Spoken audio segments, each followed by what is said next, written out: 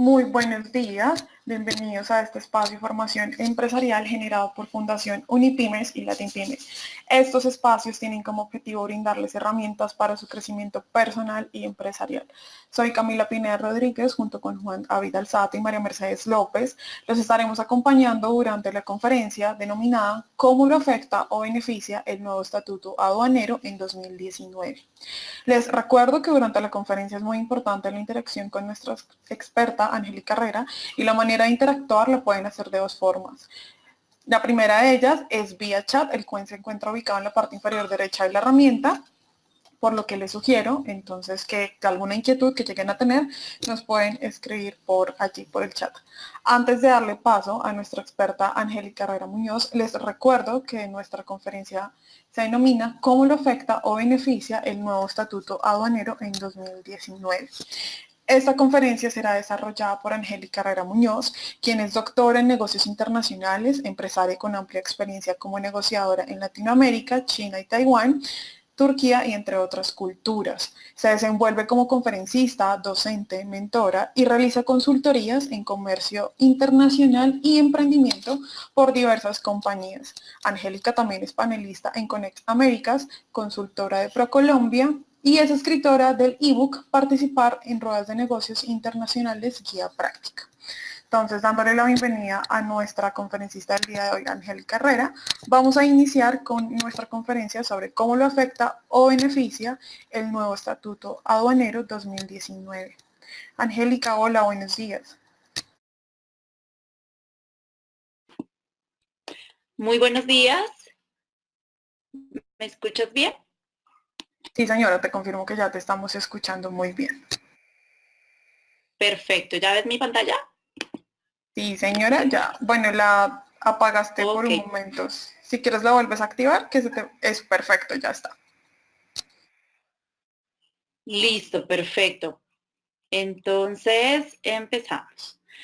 Bueno, muy buenos días. Muchísimas gracias a todas las personas que nos están acompañando en este webinar.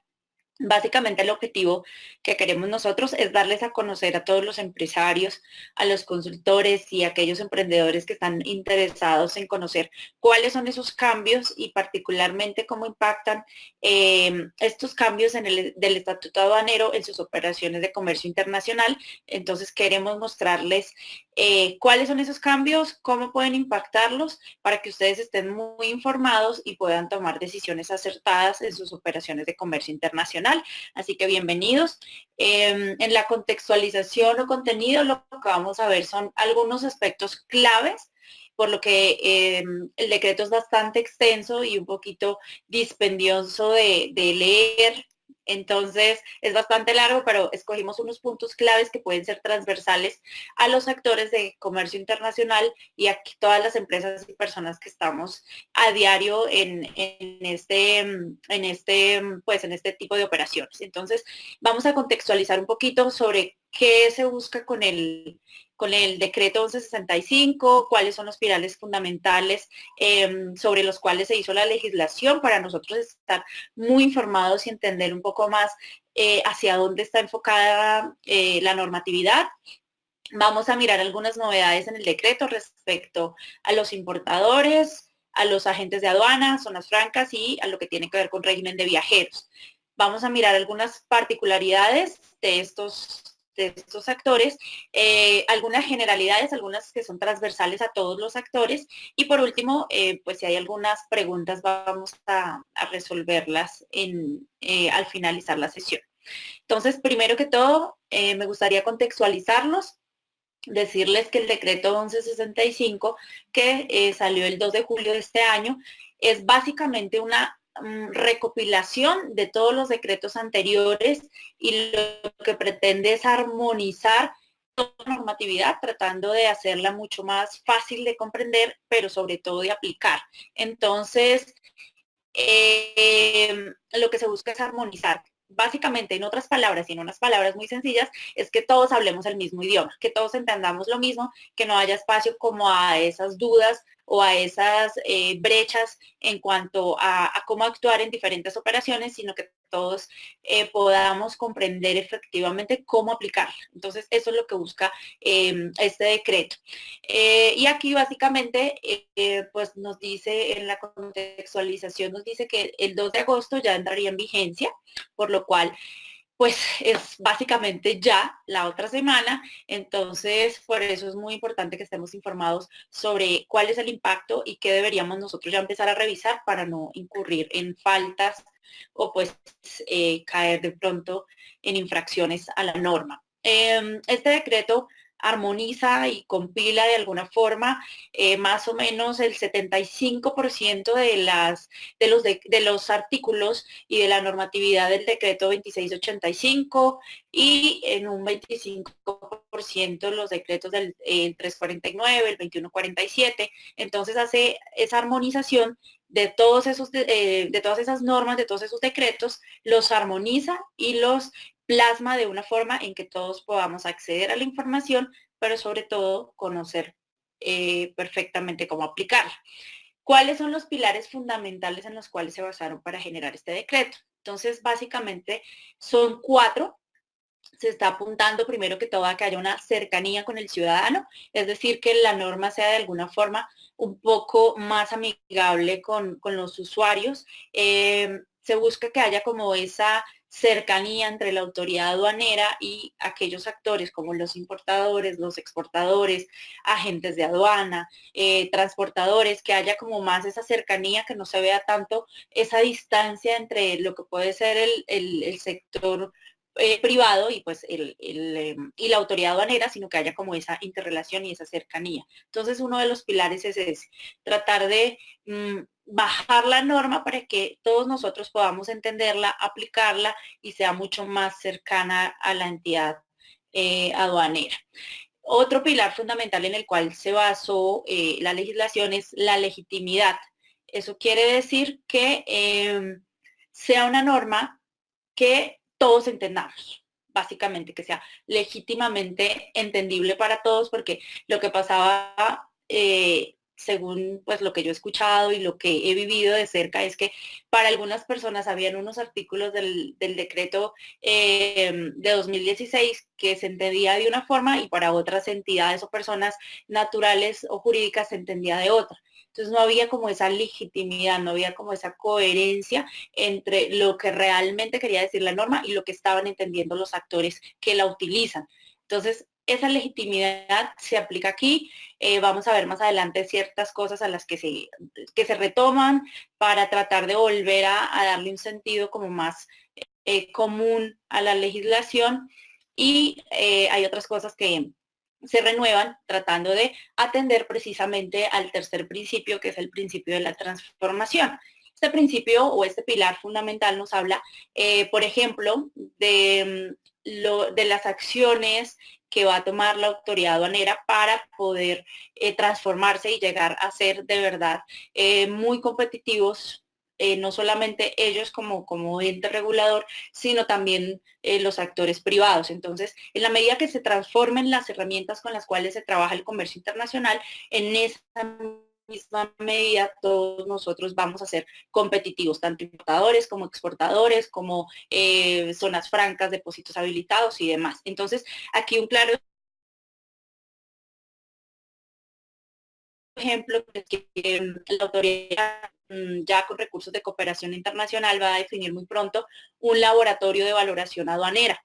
Entonces ya se empiezan a aplicar formas distintas de hacer las cosas en aras de ser mucho más ágiles, en aras de tener más pruebas rápidas y eficientes para dar un veredicto y esto es uno de los grandes logros que se espera que se apliquen muy pronto.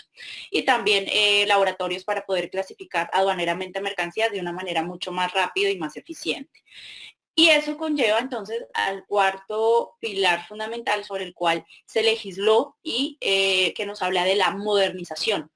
Entonces ya todos, yo creo que los que estamos en este mundo del comercio internacional, sobre todo en Colombia, nos damos cuenta que hay algunas herramientas que no funcionan tan bien, que hay algunos procedimientos que se vuelven lentos y que por más que se quiera exportar o se quieran importar, por ejemplo, tecnologías o bienes para desarrollar la industria y exportar, pues nos encontramos a veces con obstáculos que nos demoran, obstáculos que de pronto nos hacen menos competitivos. Entonces, lo que busca esta legislación también es modernizar esos trámites, y un ejemplo de esto es que ya muy próximamente va a salir una resolución en la cual los trámites de garantía se van a poder hacer de manera electrónica y no como en muchos casos que se debe hacer física.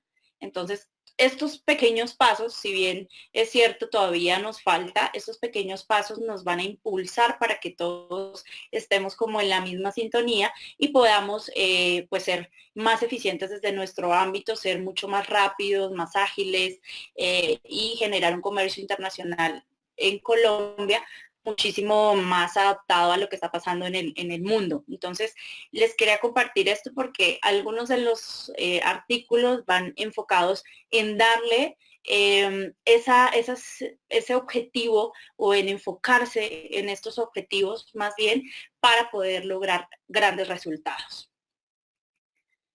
Y bueno, entremos entonces en materia después de esta corta y breve contextualización.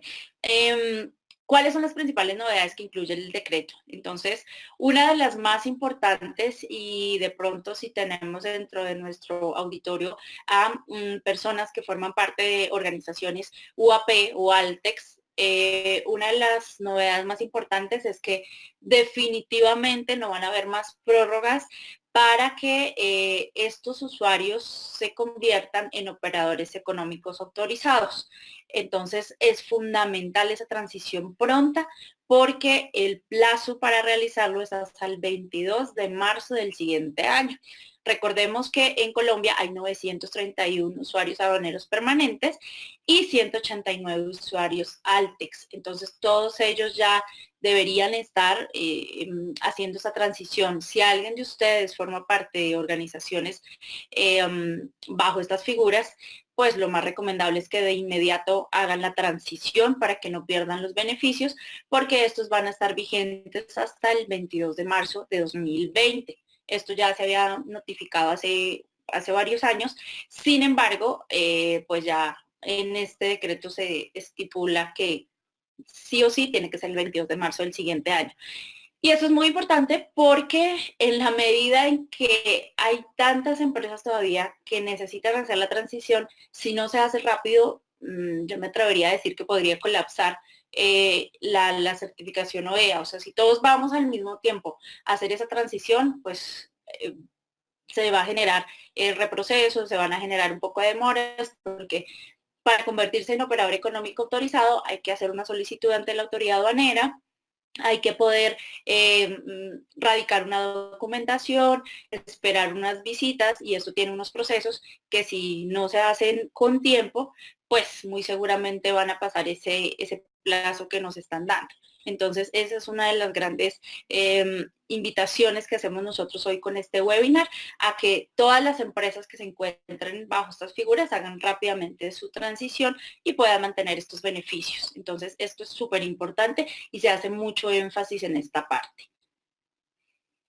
Respecto al sistema de gestión de riesgos, pues básicamente les mencionaba lo de OEA, porque para que una empresa pueda ser OEA, operador económico autorizado, bien sea como importador, como exportador o como agente de aduana en este momento, la autoridad aduanera verifica unos procesos y según el riesgo que tengan, pues les puede dar el aval o no.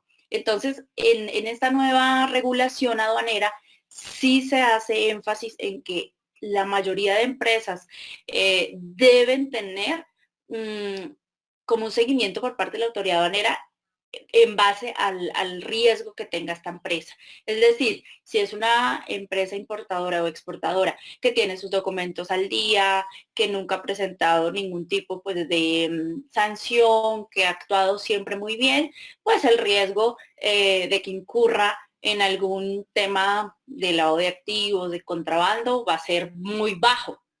Pero si es una empresa que ya tiene como unos antecedentes, por decirlo de alguna forma, entonces sí ya se convierte como en una empresa riesgosa y pues se va a estar revisando y se va a estar mirando constantemente. Entonces aquí la normatividad sí va muy enfocada en el tema de gestión de riesgos porque es una variable que a nivel mundial se está considerando en todos los temas aduaneros y en todos los temas de comercio internacional. Lo que se busca es que sean operaciones seguras donde los actores que participen dentro de la cadena de comercio internacional sean actores seguros, confiables y en los que las diferentes entidades que formen parte del comercio internacional puedan confiar. Entonces aquí es súper importante tener eso muy en cuenta.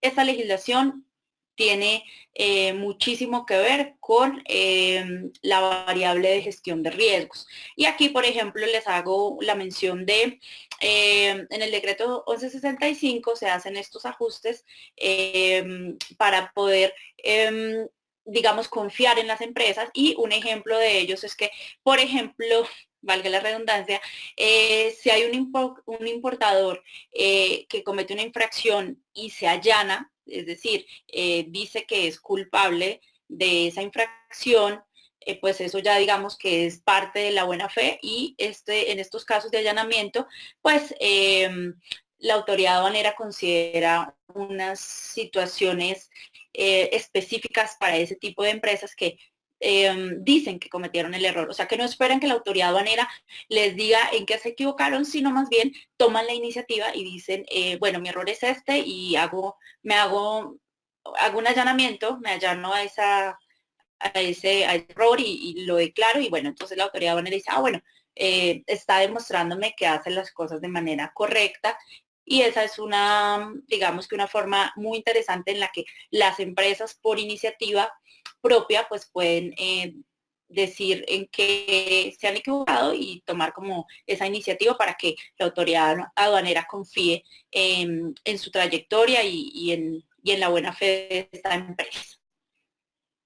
¿Qué otras cosas? Bueno, acá nos hablan mucho sobre el tema de zonas francas.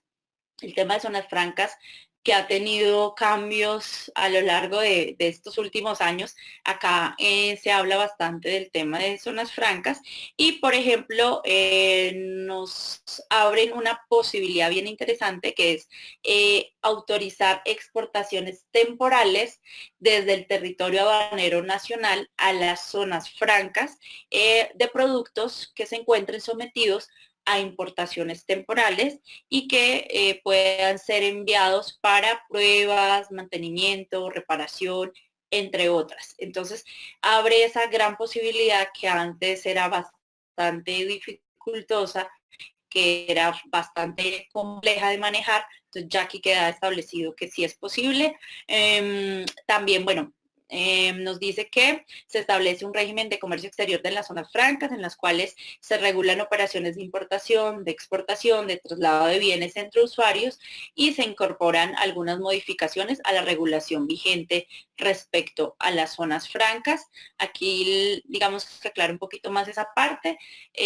Nos dice que se pueden hacer exportaciones por tráfico postal y envíos urgentes desde la zona franca al resto del territorio aduanero nacional, lo cual es muy interesante. Nos dice también que el lugar de embarque puede ser en la misma o en una jurisdicción diferente de donde está la zona franca. Nos dice que los intermediarios de tráfico postal que se encuentren localizados en zonas francas, pues ya van a poder hacer movimientos únicamente relacionando en sus documentos el formulario precisamente de movimientos de mercancía, es decir, facilitándoles esas operaciones que antes también estaban un poquito más complicadas y tomaban más tiempo. Se podrán hacer exportaciones temporales para perfeccionamiento pasivo desde el territorio aduanero nacional hacia las zonas francas. Lo que no se define muy bien es cuáles son las zonas francas que lo pueden hacer, si las permanentes o las temporales, pero eso muy seguramente pronto estará, digamos que, pues, aclarado. Y el pago de las declaraciones de importación cuando el usuario industrial hace las importaciones, se deberá hacer a más tardar a los 2 meses siguientes. Usualmente el tiempo que se cuenta son 30 días calendario. Entonces aquí seguramente serán 60 días calendario. Pero esto es muy interesante porque le permite a los usuarios industriales poder tener un flujo de caja durante un periodo de tiempo mucho más largo. Así que las zonas francas, digamos que para mí, lo pongo en mis palabras, se están reinventando y eso es bastante válido y eso se aclara dentro de la normatividad para este caso. ¿Qué otras cosas incluye acá? Bueno, como estábamos hablando de gestión de riesgos, se los mencionaba hace unos minutos, pues aquí básicamente en lo que se hace énfasis también es en la garantía de seguridad jurídica. Eso quiere decir que para importaciones y exportaciones se debe garantizar la seguridad jurídica de esas operaciones y eso se va a garantizar a través de una trazabilidad que inicia, en el caso de la importación, desde la presentación de los documentos de viaje y el manifiesto de carga, y pues que se debe garantizar que el régimen bajo el cual inicia una importación debe ser el mismo bajo el cual termina. Entonces, eso va a permitir que haya una mayor trazabilidad de una operación y pues que haya más seguridad jurídica en cuanto a los actores que están interviniendo. Esto mismo sucede con la exportación de las mercancías. Entonces aquí lo que se busca muy claramente, que ya lo vamos a ver ahorita en otro punto, es que los actores o las empresas importadoras, exportadoras, en todos sus procesos sean seguros y que reflejen esto en cuanto a temas jurídicos y donde se pueda constatar realmente la persona jurídica que exista, donde se pueda constatar la trazabilidad de sus operaciones. Y bueno, acá se confirma que el tiempo de siempre se va a mantener el tiempo de resguardo de los documentos, que es de 5 años para las dos operaciones, y que durante ese periodo de tiempo pues es muy importante que se conserve toda la documentación soporte exclusiva de cada operación por separado. Otro de los cambios y los beneficios que aplicarían entonces con esta nueva regulación aduanera para los empresarios en Colombia es que aquí se promueve la facilitación de las operaciones de comercio exterior. ¿Qué quiere decir esto? Por ejemplo, se crean unos nuevos beneficios muy específicos para lo que tiene que ver con el sector de turismo, que antes pues no se tenían contemplados.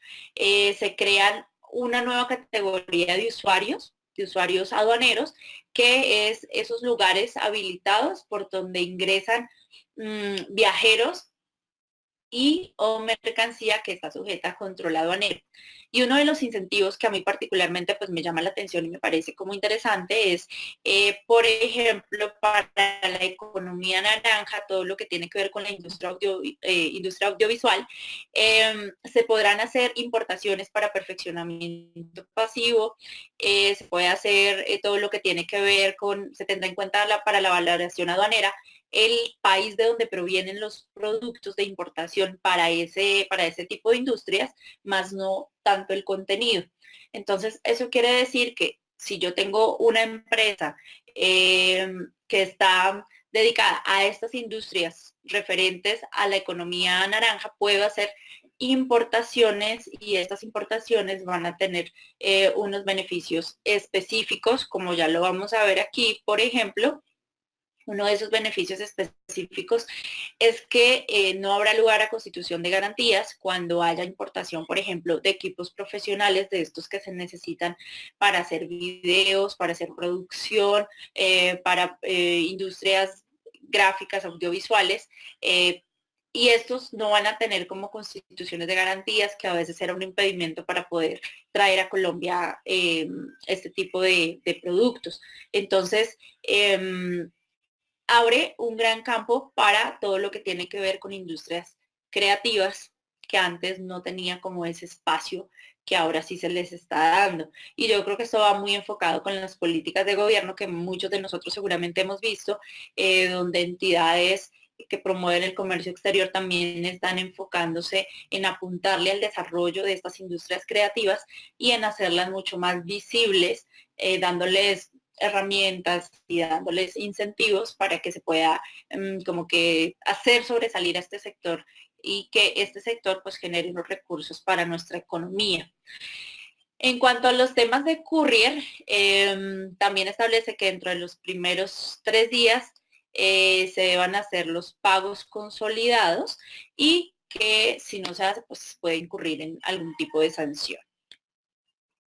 Algunas generalidades, por ejemplo, ya se establece aquí que las obligaciones en el antiguo decreto habían unas como en montos en pesos, habían otras en montos en VTs, entonces aquí como que se unifica el lenguaje, que era parte de lo que les explicaba al inicio, se armoniza un poco el lenguaje y aquí ya vamos enfocándonos a que todo se establece en VTs, en unidades de valor tributario, que van cambiando año a año y que nosotros pues deberíamos estar al tanto de cuánto equivale una para poder saber más o menos cuánto podría ser el equivalente en VTs en caso de algún tipo de obligación o de infracción que también se calculan de la misma forma.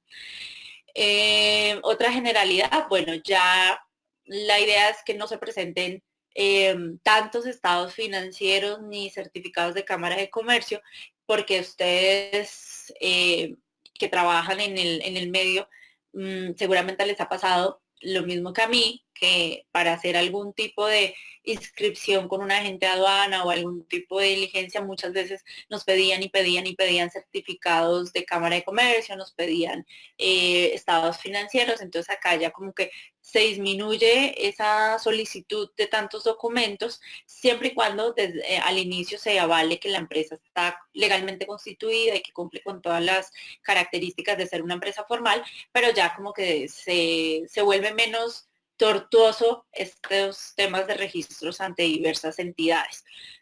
Se busca la armonización precisamente. Y aquí se retoma y se ratifica entonces la actuación directa de los declarantes. Entonces aquí se mantiene y como que se reafirma que los declarantes directos pueden ser los importadores y los exportadores. O sea, yo como importador o exportador puedo ser un declarante directo siempre y cuando, aquí en esta como grafiquita que les señalo un poco, cumpla con la exactitud y veracidad en la información que yo entrego cuando hago cualquier operación, sea de importación o de exportación, cuando pues declare de manera correcta la base gravable en el caso de las importaciones y pues por supuesto cuando asuma toda la liquidación y pago en los tributos aduaneros, de las sanciones, de los rescates, si hay lugar a ello. Entonces, siempre que se tenga la capacidad de ser un declarante directo, pues ya la norma dice que cualquier importador o exportador fácilmente lo puede realizar sin ningún tipo de inconveniente. Entonces, ya si ustedes lo consideran pertinente, pueden actuar de esta forma que así pues está establecido dentro de la normatividad, donde se reafirma lo que ya se había mencionado desde 2016. Entonces, pues hay que entrar a evaluarlo, ¿no? Porque eso también tiene su riesgo. Muchas veces cuando no se tiene el suficiente conocimiento de temas aduaneros, de valoración aduanera, del régimen aplicable a cada una de las operaciones o modalidades de importación o de exportación, pues siempre es mejor contar con el apoyo y la asesoría de un agente de aduana. Entonces ya le toca a uno ahí hacer como la evaluación de costo-beneficio. ¿Qué pasa si yo hago la actuación directa? ¿Qué perfil de persona de comercio exterior debo tener? ¿Cuántas operaciones hago en el año para saber si efectivamente me conviene mucho más hacerlo de forma directa o puedo seguirlo trabajando como se ha venido haciendo a través de un agente de aduana? Eso es algo que la empresa tiene que evaluar, que no hay que tomárselo tan a la ligera, sino hay que hacer una evaluación costo-beneficio para que ustedes puedan tomar esa decisión de qué opción es más pertinente. Sin embargo, pues sobre la mesa están las dos opciones. Ya cada empresa, dependiendo de su situación, del volumen de operaciones, del conocimiento que tengan, pues ya puede revisar si lo hace de forma directa o lo sigue manejando a través de un agente de aduana. Sin embargo, pues las opciones están sobre la mesa para que ustedes determinen qué es lo más conveniente según el sector y según la empresa que ustedes tengan. Aquí me llama la atención esta partecita y digamos que la puse textualmente porque se me hace que es un detallito pequeño, pero que debemos nosotros tener en cuenta y es, nos dice en el artículo 177 del decreto 1165 que cuáles son los documentos soporte de la declaración de importación, que ya yo creo que muchos de nosotros conocemos, sin embargo se los voy a mencionar rápidamente.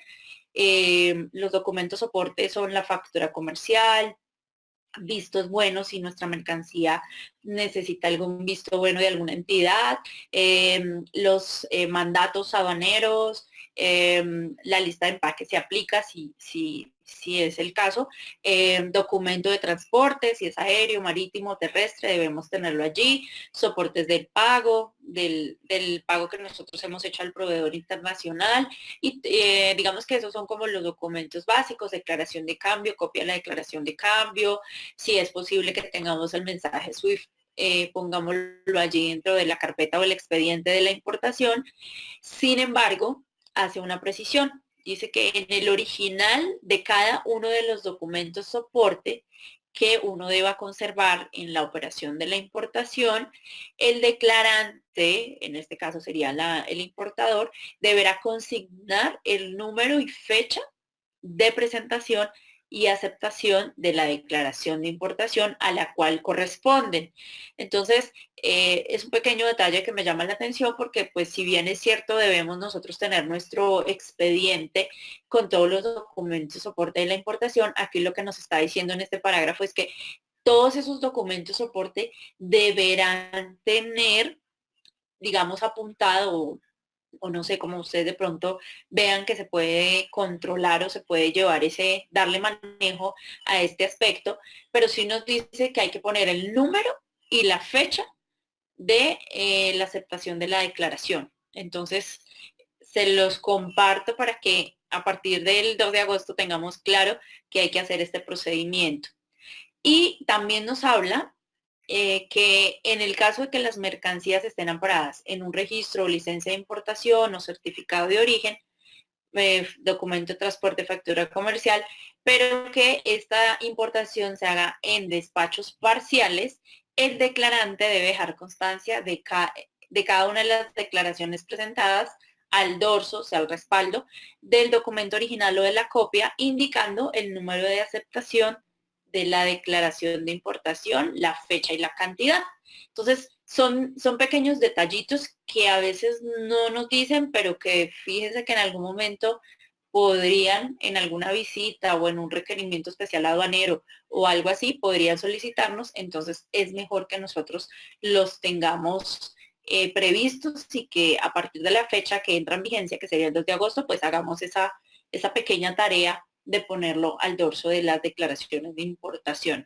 Entonces los comparto. Si ustedes quieren verificar si los documentos de importación que están archivando en su expediente, que están conservando para estos 5 años que nos pide la autoridad aduanera están correctos, los invito a revisar el artículo 177 donde puntualmente describen los documentos que se necesitan por cada expediente. Claramente va a depender mucho también del tipo de producto que ustedes tengan. Hay unos productos que, por ejemplo, no necesitan vistos buenos, entonces ese documento sería omitido, pero es bueno conocer bajo la legislación realmente cuáles son los que tengo que guardar y de pronto cuáles están sobrando o cuáles no son necesarios. Aquí ya nos incorpora un tema también bien interesante para el tema de las importaciones y es que cuando se generan facturas de un tercer país que a veces se nos vuelve como un tema complicado porque no sabemos qué hacer, cómo coordinar con el proveedor, a veces los proveedores se vuelven un poco lentos en el tema o a veces tampoco tienen idea de cómo manejarlo. Entonces ya aquí nos habla particularmente que cuando se trate de facturación por terceros países y la mercancía sea objeto de importación y esta factura sea de un país distinto al de origen de la mercancía, se debe indicar en la prueba de origen y señalar el nombre, razón social y la dirección de la persona o bueno, de la persona jurídica que factura la operación de comercio según pues establezca en el acuerdo comercial. O sea, aquí básicamente es cuando nosotros importamos un producto que viene facturado, importamos un producto del país A, pero viene facturado del país B. Entonces ahí teníamos usualmente unos dilemas bastante complejos sobre qué hacer, a quién le solicito la factura, cómo la solicito, qué pasa si no me la envían de forma correcta. A veces la gente de aduana también se complicaba un poco porque no sabía qué hacer, cómo es posible que una factura venga de un lado y el producto de otro. A veces nos tocaba pedir certificaciones de origen del producto, que el proveedor dijera, este producto sí fue hecho acá, pero facturado por una filial de nosotros en otro país, etcétera, etcétera. Entonces aquí ya nos da la posibilidad, nos abre la posibilidad de que sea mucho más fácil de obtener el documento y que este documento pues sea válido para poder nacionalizar la mercancía, porque volvemos al término de nacionalización, volvemos a tributos aduaneros, volvemos como a utilizar un lenguaje que ya habíamos de pronto dejado antes de 2016, entonces aquí ya volvemos a retomar esos aspectos. Entonces nos abre la posibilidad para facilitarnos un poco más las operaciones en vista precisamente de lo que les hablaba al inicio, de los pilares fundamentales bajo los cuales se creó la regulación. Nos habla también de las inspecciones previas, esto sí se sigue manejando de la misma forma, lo puede solicitar el importador, lo puede solicitar el agente de aduanas sin ningún problema. En el usuario aduanero incluye unos nuevos actores que ya se los había mencionado antes, lugares habilitados por donde entran y salen viajeros y o mercancías sujetas a control aduanero. Incluye un certificado de origen no preferencial.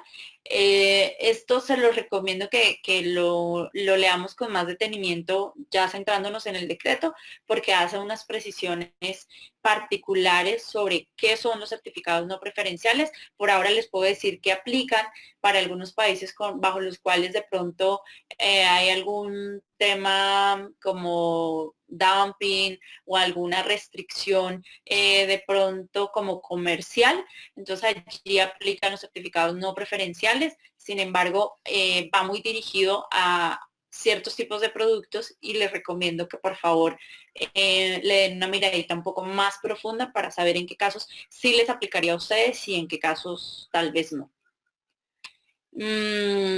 Les decía que vuelve un poco al tema del lenguaje del 2685, donde nos vuelve a decir sobre inspecciones, volvemos a hablar de tributos aduaneros, volvemos a hablar de modalidades, volvemos a hablar de regímenes. En cuanto a procedimientos de carga, de importación y exportación y tránsito, básicamente no hubo cambios radicales, se mantienen. Y sí nos habla de algunas definiciones nuevas, se las voy a compartir así rápidamente como para que nos vayan quedando, digamos, en mente. Nos habla del certificado no preferencial, nos habla de los certificados al proveedor, endosos aduaneros, envíos urgentes, guías de empresas de mensajería especializada, inspecciones aduaneras, bueno, mandatos aduaneros, mercancía de disposición restringida, provisiones de a bordo, así como que sean relativamente muy nuevas. Bueno, incluye como los términos de servicios informáticos electrónicos, trámites aduaneros, nuevos usuarios aduaneros. Entonces hay que estar muy pendientes de la parte inicial del decreto, donde nos da específicamente las aclaraciones de en qué consiste cada una de esas definiciones. Aquí, bueno, nos dice que crea una sanción para los usuarios aduaneros permanentes cuando incumplan con el pago consolidado de las obligaciones y lo mismo pues va a pasar para los operadores económicos autorizados. Como va a haber esa transición, entonces aplicarían sanciones si los operadores económicos no hacen los pagos consolidados en los tiempos establecidos por la legislación y esto va a ser causal para que pierda su calidad de operador económico autorizado durante un año. Entonces, por eso hay que estar súper pendientes cuando somos operadores económicos, que no se vayan a quedar por ahí pagos, que no se van a quedar declaraciones pendientes de pago que ya tengan levante. Hay que revisar eso. En cuanto a empresas de courier, bueno, dice que dentro de los primeros 3 días de cada quincena, pues deben hacer los pagos consolidados y si no, por supuesto que tienen su sanción. Aquí respecto a los agentes de aduana, esto es bastante interesante y para nosotros, tanto importadores, exportadores y si tenemos de pronto dentro del público algún agente de aduana, aquí ya los agentes de aduana se consideran como declarantes, se mantiene la responsabilidad administrativa, las multas que se establecen para ellos también se establecen en VTs y hay algo que me llama mucho la atención particularmente y es que aquí se incorpora la responsabilidad directa por los tributos aduaneros, pero aclara específicamente en unos casos particulares. Entonces, o sea, se supone que el importador, bueno, se supone no, discúlpeme, el importador es el declarante, entonces debe responder por los tributos aduaneros. Pero hay unos casos en los que el agente de aduana se encargaría de responder por esos tributos aduaneros. Ahí ustedes se pueden remitir al artículo 597 en el numeral 9, donde si, por ejemplo, el agente de aduana recibe, registra y crea como cliente a una persona jurídica disuelta o liquidada que hace una importación, o sea, como que no verifica toda la información de manera profunda y correcta y esta empresa jurídica se disuelve o estaba en proceso de disolución, el agente de aduana debe responder, en este caso, por los tributos aduaneros a que haya lugar. Entonces, para que quede más claro, o sea, si el agente de aduana no cumple con la obligación del registro, profundo y digamos de la revisión profunda de ese cliente, pues va a ser acreedor de esa obligación. En ese caso, por ejemplo, o en casos cuando, por ejemplo, haya suplantación de personas jurídicas o naturales. Si un agente de aduana, por ejemplo, creó un cliente con documentos que no verificó bien y resulta que esos documentos eran de una persona que nunca tuvo contacto con ese agente de aduana, o sea que fue suplantada. Alguien, un tercero, fue a la agente de aduana, llenó los formularios, presentó la documentación, pero la persona dueña realmente de los documentos nunca sabía nada de esas operaciones. Entonces, en esos casos de suplantación, el agente de aduana debería responder por los tributos aduaneros que se hayan generado y que por supuesto pues esta persona suplantada no va a pagar. Entonces ahí en ese caso los agentes de aduana se hacen responsables de esa parte.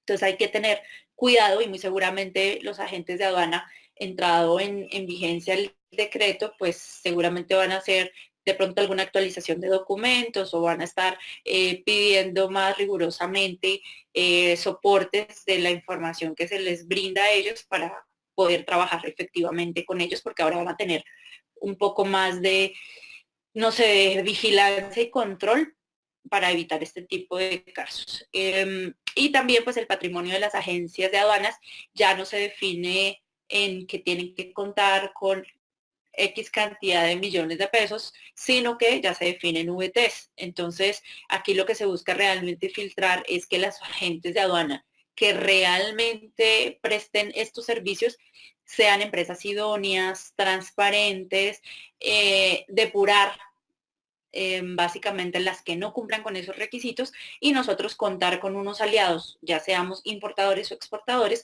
contar con esos aliados realmente seguros y en los que uno pueda confiar tranquilamente a la hora pues de trabajar con ellos. Entonces, esta partecita pues me llamó bastante la atención. Como les reitero, seguramente ustedes les van a hacer algún tipo de solicitud adicional para verificar los documentos o van a hacer de pronto algunas visitas o alguna solicitud especial para tener al día toda la información y pues que no les vaya a suceder ningún tipo de contratiempos con los clientes que ya tienen los agentes de aduana. En cuanto a viajeros, básicamente los cambios que hay es que se aumentan un poco los cupos para que cuando nosotros viajemos y estemos fuera de Colombia más de 5 días, podamos traer ya no $1.500 en productos, sino que podamos traer $2.000. Podemos también, se pasa del equipaje con tributo único, se pasa de 2.500 a 3.000 y se busca y se pretende que dentro de muy poco la autoridad aduanera genere una resolución a través de la cual ya cuando uno llegue de fuera de Colombia no tenga que llenar un formulario, creo que es el 350 si no me falla la memoria, un formulario donde pues tenía uno que poner cosas y a veces la mayoría de las veces las personas no tenían nada que aclarar. Entonces básicamente ese trámite como que no era nada o no es nada eficiente, entonces se va a buscar que con una resolución próxima haya esa claridad donde solamente quienes quieran decir que trajeron algún tipo de producto o mercancía que esté sujeta a pago de tributos, pues pueda declararlo. Si no, no hay necesidad de diligenciar el documento, se ahorraría ese trámite y pues obviamente las personas podrían salir mucho más rápido del aeropuerto. Ahora, también se está revisando el tema sancionatorio, porque van a haber seguramente algunas inspecciones aleatorias y donde el viajero diga que no, o sea, no llenó el formatico, pero afuera a la salida del aeropuerto le hagan de pronto abrir la maleta o le vean que no declaró lo que traía, pues obviamente eso va a tener unas sanciones. Entonces se planea y se cree que en un corto plazo, muy cortico, se va a emitir alguna resolución donde quede clara esta parte, lo cual es interesante porque pues omite una parte pues de trámite que era nada eficiente y sobre todo porque aumenta los valores que los viajeros pueden traer de otros países. También hace referencia que puede traer 10 unidades, antes establecía que eran 6, ahora se pueden traer 10 unidades de la misma referencia y pues obviamente habría que declararlas. Y por último, en cuanto a temas de legalización y rescate, en el artículo 293, en cuanto a temas de importación para la legalización de sobrantes, cuando a uno le envían, por ejemplo, esos proveedores que son muy amables, que le envían a uno, no sé, uno pidió 100 pares de zapatos y entonces te envían 2 o 3 modelos más que para que conozcas un nuevo producto de ellos o pues que de, no sé, de valor agregado te envían un producto, 2 o 3 productos más. Entonces, lo que ellos no saben es que eso es un problema para uno, porque uno declara 100 unidades, pero resulta que está recibiendo 103. Entonces, para ese tipo de casos, ya la autoridad aduanera dice, bueno, vamos a tratar de subsanar eso, que no haya tanto traumatismo y que no haya tanta demora para ese tipo de situaciones, entonces se extiende de 15 a 30 días calendario que uno pueda legalizar esos sobrantes sin que haya pago de rescate. Pero eso sí, obviamente, teniendo muy en cuenta que no hayan errores, que los errores sean en seriales, en modelos, en marcas y que estos errores no conlleven a un menor pago de impuestos, ¿sí? Que yo no, que esos errores u omisiones que yo cometo no me lleven a que haya una liquidación más baja de impuestos o de tributos aduaneros, porque entonces ahí sí ya aplica otra forma de hacer las cosas.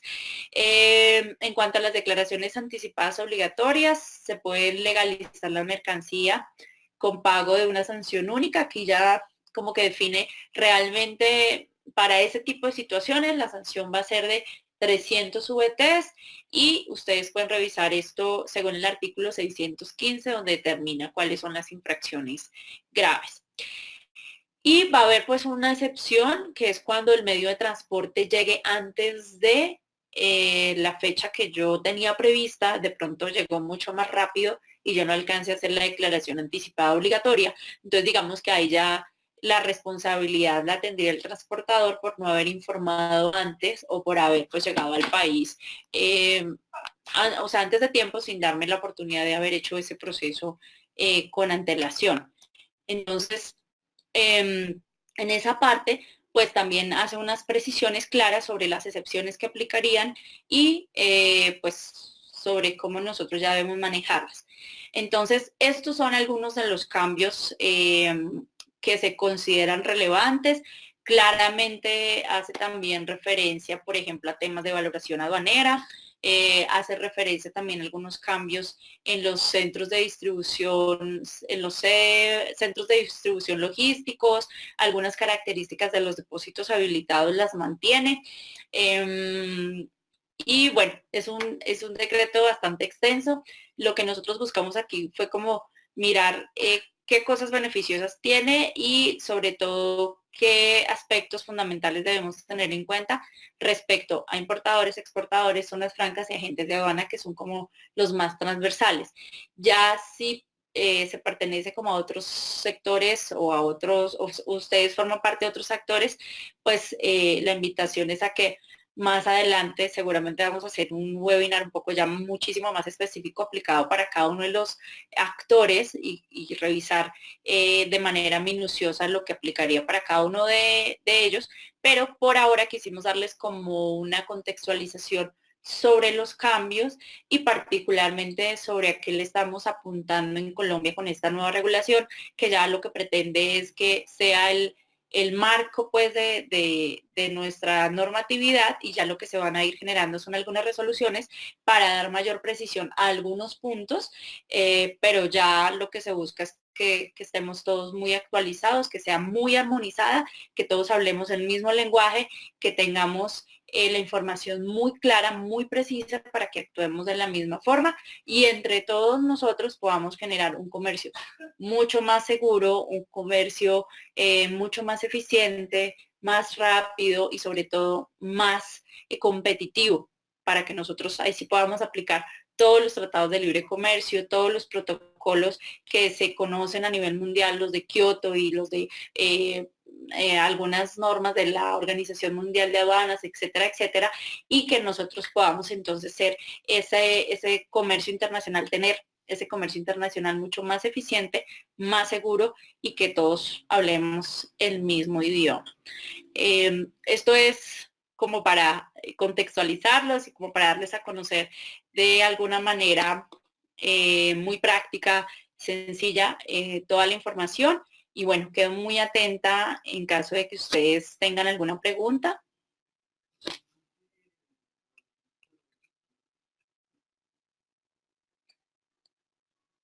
No sé si Camila está por ahí. Hola Angélica, sí, muchísimas gracias. Bueno, en este momento vamos a dar paso a las preguntas, no sin antes pedirles a todos nuestros asistentes que por favor les colaboren con nuestra acostumbrada pregunta de sondeo que en estos momentos está habilitando sus pantallas. La pregunta es muy sencilla y es sobre si el conferencista desarrolló con claridad la sesión del día de hoy.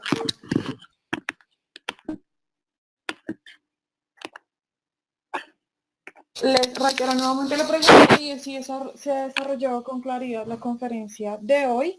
Esto es como la manera en la que tenemos de evaluar nuestras conferencias y les invitamos a responderla para pasar a nuestra ronda de preguntas. Entonces, Angélica, mientras tanto te voy comentando. Por acá tenemos varias inquietudes. Te dice el señor César Augusto Rosales. Para los depósitos, ¿hay algún cambio? Por ejemplo, los tiempos para recepcionar en el sistema la mercancía en el depósito. No, para los depósitos en realidad no hubo ningún cambio relevante. No, se mantiene la misma normatividad, así que por ahora no hay ningún cambio así como que uno diga pues demasiado trascendental, no, realmente no.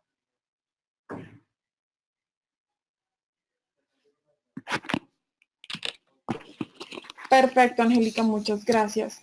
Te comento que por acá te pregunta la señora Olga Janet Aldana si las declaraciones anticipadas antes se presentaban sin pago, antes del arribo de motonave, hoy se debe presentar y pagar también o sigue solo presentar.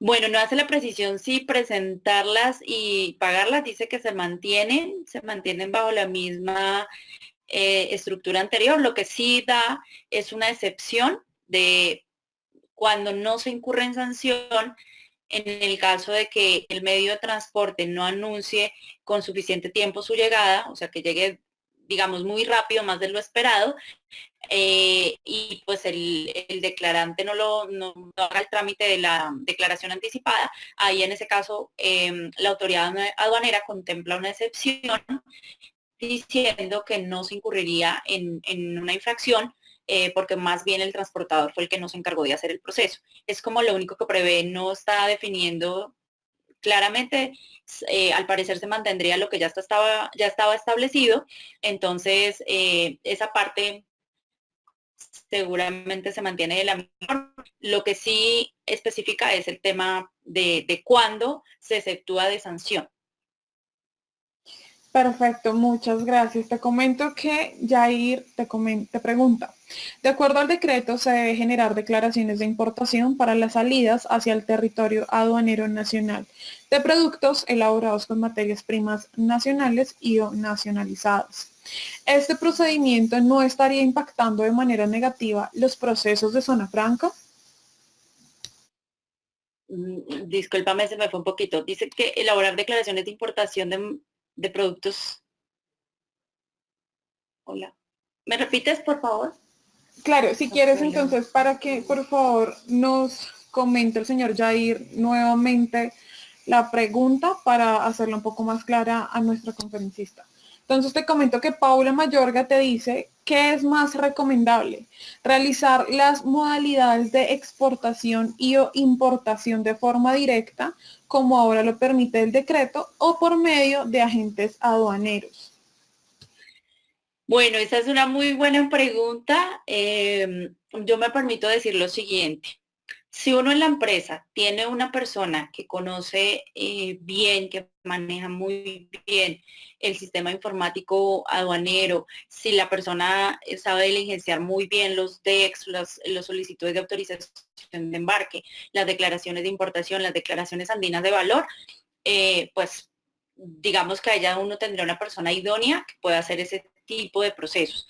Pero si no se cuenta en la empresa con personas capacitadas y con experiencia, sobre todo en este tipo de diligenciamiento de formularios y de procesos, pues mi sugerencia sería que lo sigan manejando con el agente aduana.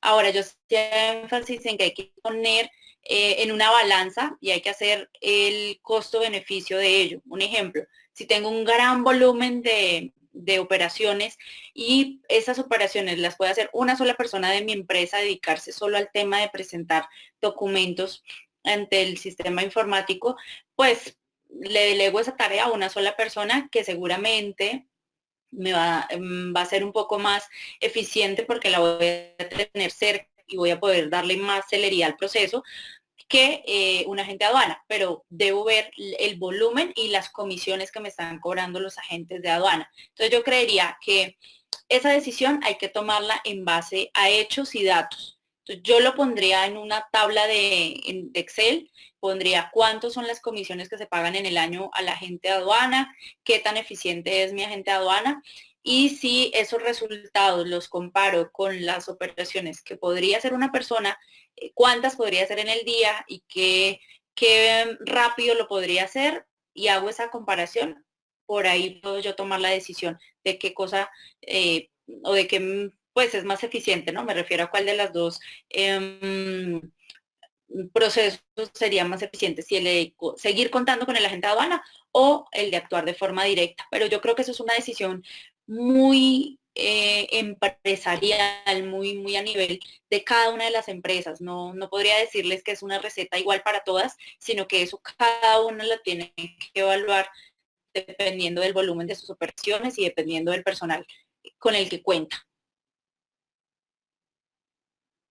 Muchas gracias, Angélica. Te comento que Astrid Viviana Salamanca te pregunta, Cuando el importador o exportador decide ser declarante directo, la DIAN estará ofreciendo actualización en el manejo del sistema MUISCA, porque habrán cambios técnicos en el diligenciamiento de formularios. Cómo se pretende modernizar, por ejemplo, las declaraciones andinas de valor, cómo se pretende modernizar las herramientas con las cuales se hace el comercio internacional en Colombia. Claramente esto conlleva a nuevas adopciones de formas de hacer las cosas. Entonces hay que estar súper atentos a esas modificaciones. Ya por lo menos temas de inspecciones no intrusivas se están manejando. Les decía que se busca ya que muchos de los trámites se puedan hacer a través de la página. Por ejemplo, el tema de garantías. Las garantías se pretende que se hagan a través de la página web de la DIAN. Entonces, van a haber muchos cambios en aras de poder integrar la tecnología con los procesos de comercio internacional de Colombia y que estos sean muchísimo más eficientes. Perfecto, Angélica, muchísimas gracias. No podemos continuar respondiendo todas las inquietudes por temas de tiempo. Sin embargo, invito a todos nuestros asistentes a que puedan escribir al correo consultoría@unipymes.com y nos hacen llegar todas sus inquietudes y nosotros se los comunicaremos a Angélica para así también darles respuesta. Les reitero, el correo es consultoría@unipymes.com. Antes de finalizar, les quiero recordar que el 10 de septiembre inicia nuestro taller Ser y Hacer Finanzas con Corazón. Este taller va a ser de 6:30 a 8:30 de la noche y finalizará el 19 de septiembre. Entonces, las personas que estén interesadas tienen los números de ventas para que se puedan comunicar y está saliendo en estos momentos en sus pantallas. Angélica, ¿quieres agregar algo más antes de finalizar? Agradecerles a todos ustedes por su tiempo, por sus inquietudes y pues invitarlos por supuesto a que consultemos el decreto que es bastante extenso, son más o menos 363 páginas, entonces aquí lo que tratamos de hacer fue mostrarlo lo más resumido posible. Sin embargo, pues dependiendo de cada uno de los sectores, mi invitación es a que lo consultemos y muy seguramente pues estar atentos a las próximas resoluciones que van a complementar el decreto 1165. Perfecto, Angélica, muchísimas gracias a ti. En nombre de Fundación Unipymes te expresamos todo nuestro agradecimiento.